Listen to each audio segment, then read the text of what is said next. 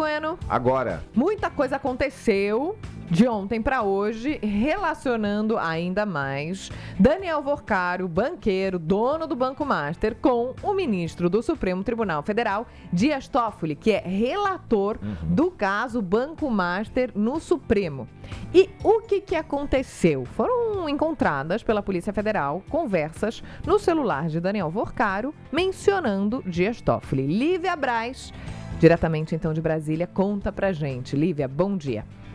Oi, Joana, bom dia para você. Pois é, a perícia que foi feita no celular de Daniel Vorcaro, que foi apreendido no ano passado, foi concluída ontem e algumas autoridades públicas são citadas aí em algumas conversas que foram encontradas nesses 5 aparelhos apreendidos no ano passado. Foi o próprio diretor-geral da Polícia Federal, Andrei Rodrigues, que entregou um relatório sobre essas conversas do banqueiro Daniel Vorcaro ao presidente do Supremo Tribunal Federal, ministro Edson Fachin. Segundo esse relatório, no celular havia menções ao ministro Dias Toffoli, que é o relator, como você disse, do caso Master, lá no STF. Só que o conteúdo, dessas conversas, dessas menções, nada disso foi divulgado, viu, Joana, Felipe? Rapidamente, o gabinete do ministro Dias Toffoli reagiu, emitiu uma nota que disse o seguinte, que o pedido de declaração de suspeição que foi apresentado pela PF trata-se de ilações. Traduzindo, o que significa isso? Significa que esse pedido ele se baseia em suposições, em fatos que não foram comprovados. A nota ainda conclui dizendo que, juridicamente, a instituição, Polícia Federal, não tem legitimidade para o pedido por não ser parte do processo. Quanto ao conteúdo do pedido, a resposta vai ser apresentada pelo ministro ao presidente Fachin, concluiu a nota de Dias Toffoli, que foi divulgada ontem, logo depois aí da divulgação de que teriam sido encontradas essas conversas, A defesa de Daniel Vorcaro, dono do Banco Master, também se pronunciou, viu? A nota do dono do Banco Master diz que a defesa está preocupada com o vazamento seletivo de informações, que acaba gerando um constrangimento indevido e também a construção de algumas narrativas que são equivocadas. E aí a gente lembra que ao longo de toda essa investigação, a Polícia Federal ela vem questionando algumas determinações do ministro Dias Toffoli desde lá do começo dessa investigação.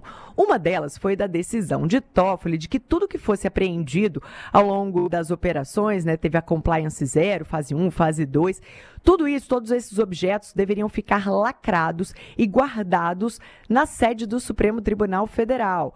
Uma prática que não é muito comum de acontecer, Uma outra característica dessa investigação é que ela começou na primeira instância, em dezembro, começou lá atrás, na primeira instância, e em dezembro, o ministro Dias Toffoli, ele pediu que esse caso fosse tramitar na corte, ou seja, todos os depoimentos, todas as oitivas deveriam passar pelo aval do ministro Dias Toffoli, a partir desse momento, então, que esse caso começasse a tramitar nessa instância superior.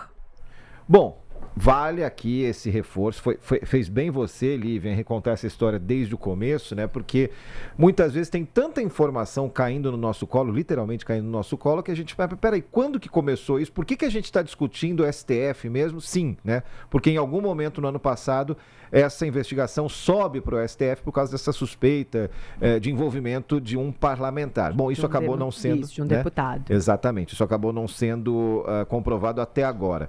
Agora, como a audiência de rádio se renova, eu vou fazer aquela mesma pergunta que eu fiz hoje mais cedo no Start TMC, porque tem um monte de gente perguntando, mas o que foi falado nessas conversas entre o banqueiro, ou como queira, ex-banqueiro e o ministro do STF?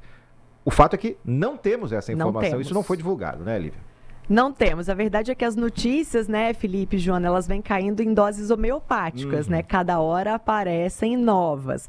Então, a gente soube aí de que o nome de Dias Toffoli foi mencionado, mas não se sabe o conteúdo dessas conversas, O que foi falado, a gente ainda não sabe. Tá certo, então. Lívia volta ao longo da programação com outras informações. Bom trabalho. Diga, Joana. O fato das notícias chegarem, faseadas, ajuda... Não me interpretem errado, aliás, me interpretem da melhor forma possível. Ajuda as pessoas a terem uma familiaridade com o caso e acharem mais naturais as coisas. Então, a gente já esperava que existissem mensagens, né? Nada nos choca tanto depois de termos falado nos últimos 2 meses, quase 3 meses, sobre Dias Toffoli, Banco Master, Dias Toffoli, Daniel Worcaro, Dias Toffoli, Jatinho, Alexandre de Moraes, esposa, Banco Master, Alexandre de Moraes, esposa, Daniel Worcaro. Já não nos chocamos tanto assim. Então, a gente entende que as investigações são investigações muito complexas, vão demorar a surgir novas provas, vamos ter que ter calma, vamos continuar no pé, mas tudo que for surgindo em doses homeopáticas vai sendo quase que um antídoto para que a gente não fique pasmo, não fique chocado com essas ligações. Já estamos entendendo que existe ali, existe. Então, quando vierem à tona as mensagens, nós já sabemos que as mensagens existem. Não vai existir esse choque. E a gente precisa não parar de se indignar com as relações se elas forem de fato comprovadas. Tem chance de haver, sei lá, mal-entendidos, claro que sim, há defesa para isso. Existe a presunção da inocência. Mas que a gente, apesar dessas doses homeopáticas, apesar de recebermos a notícia devagarinho e sempre, consigamos nos surpreender com os fatos. Isso é importante.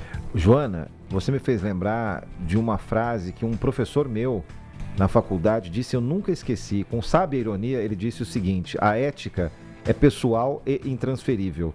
É como se fosse um documento seu, né? O seu CPF, por exemplo, né? Então, quando a gente fala em normalização, nesse sentido que você trouxe, né, a gente entende mais ou menos por que lá atrás apareceu a história do Código de Ética para o STF. Porque se na ética pessoal intransferível de cada integrante do poder, de qualquer que seja o poder, né, que recebe dinheiro público dos nossos impostos, se lá atrás ele pensasse eticamente, ele não estaria sendo colocado em suspeita agora por mensagem WhatsApp, por negociações, né, por relações, por viagens aéreas e tudo mais. Pode ser tudo, inclusive nada, como disse a Joana, né? Mas fica aquela pulga atrás da orelha do eleitor, da eleitora, e aí isso abre espaço para quê? Para você, nas redes sociais, destruir Supremo, destruir Congresso, destruir Presidência da República, destruir o governo do Estado, e isso é o pior para a democracia, né? A democracia geralmente se esfacela por dentro, não por fora.